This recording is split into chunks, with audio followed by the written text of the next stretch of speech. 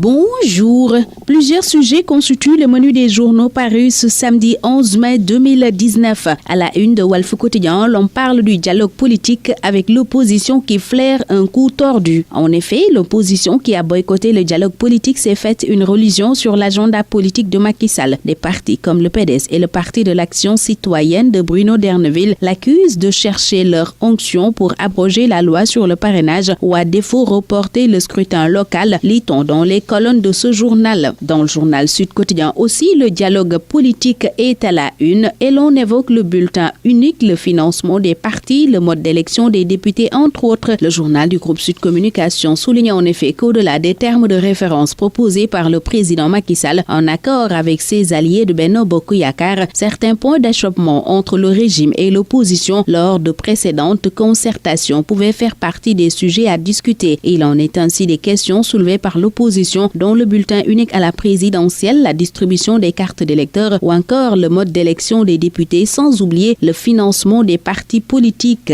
Revenons dans Walf Quotidien qui nous apprend que la LD Debout est très révulsée par la générosité suspecte du couple présidentiel qui se fait remarquer par des distributions tous azimuts de sommes d'argent au moment où le pays est confronté à de nombreux problèmes. Pour ces galarbistes, rien ne justifie que la première dame donne de l'argent aux femmes parlementaires quelques heures avant le vote de la loi supprimant le poste de Premier ministre. Pendant ce temps, Dakar Times livre le PV de la DIC qui enfonce Amadou Ba dans le scandale des 28 milliards au Carrefour automobile. En effet, ce journal note qu'Amadou Ba a offert 10 millions à sa seconde épouse Seynabou Menem, en plus d'autres largesses en euros pour le paiement d'un appartement en France. Et le patron de Carrefour automobile a caché sa seconde épouse Seynabou Menem à la DIC qu'il a découverte lors des interrogations. Et ce journal fait état d'interrogations autour d'1 milliard 777 millions et de 2 milliards 105 millions de francs CFA logés respectivement dans le compte courant d'associés d'Amadou Ba et dans celui de Fapke Khadim. Et les responsables de Carrefour Automobile sont incapables de justifier la gestion des fonds selon les enquêteurs, si on en croit toujours ce quotidien qui soutient que le directeur administratif et financier Malik Meïssa Wali Dione est parti soudainement en France pour ne pas justifier les dépenses faites par Carrefour Automobile sur les fonds injectés par Locafrique. Et Libération livre pour sa part des révélations sur la convention scandaleuse signée entre l'État du Sénégal et Canal+.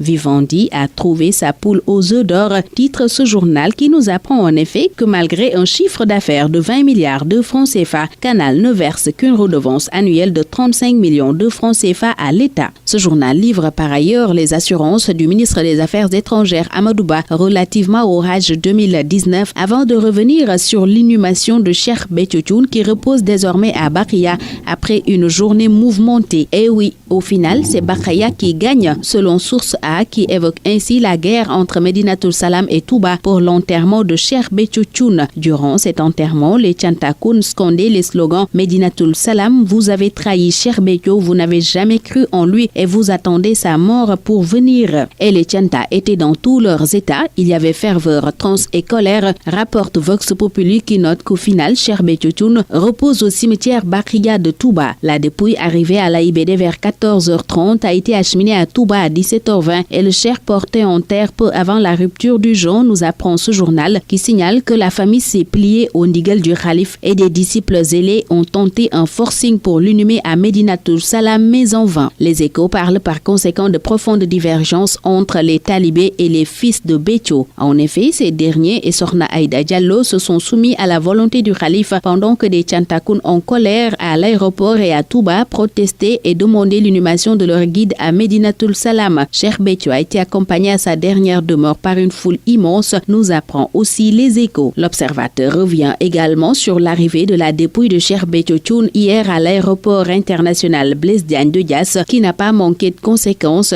car ça a fait capoter l'accueil du Premier ministre Mohamed Dionne qui a été retenu au salon d'honneur à cause de la révolte des disciples du cheikh. Ce quotidien nous explique comment la police de l'AIBD a sommé les Tchantakoun avant de proposer le récit d'une journée de tension entre l'AIBD, Médinatoul Salam et Touba. Restons avec l'Obs qui propose un reportage à Rufisque pour nous plonger dans la douleur de la famille de la Sénégalaise dont le mari a tué les 2 enfants en Allemagne. Le journal du groupe Futur Média rapporte le cri de détresse détresse du père de Maria Toussaré. Vox Populi, parlant de ce drame familial en Allemagne, informe que le franco-allemand a étranglé à mort ses 2 enfants et son épouse sénégalaise s'en sort par miracle. Les enfants étaient âgés de 7 et 3 ans, note ce quotidien qui indique que la mère est internée dans un hôpital et le mari meurtrier arrêté par la police. La famille de la dame établie à Rufisque, elle, demande l'aide de l'État selon ce journal. Dans le journal Les Échos, Jamra et les soufis lapident le laïcat relativement à la polémique qui enfle sur l'affaire du voile à Sainte-Jeanne d'Arc. Le discours radical et discourtois du Conseil national du laïcat est dénoncé par l'ONG et les soufis qui indiquent en effet que la communauté musulmane sénégalaise n'a de leçons à recevoir de personne. La présence toujours à Dakar de Ravi Pujari indispose les autorités indiennes qui mettent la pression sur le Sénégal pour l'extradition du dangereux gangster, informe par ailleurs le quotidien Les Échos. Dans le quotidien du sport Stade, l'on parle Prime League et ce journal se demande qui sera champion entre City et Liverpool. En attendant d'avoir la réponse, Sunulamb nous apprend que Moussé Yassine et sa troupe sont très en colère, faisant état d'une grogne des batteurs de Modou Lo. Ce journal nous fait part en effet de ce que les percussionnistes reprochent au Rock des Parcelles Assainies, avec qui ils ne gagnent rien financièrement. C'est la fin de ce tour des quotidiens. Très bonne lecture,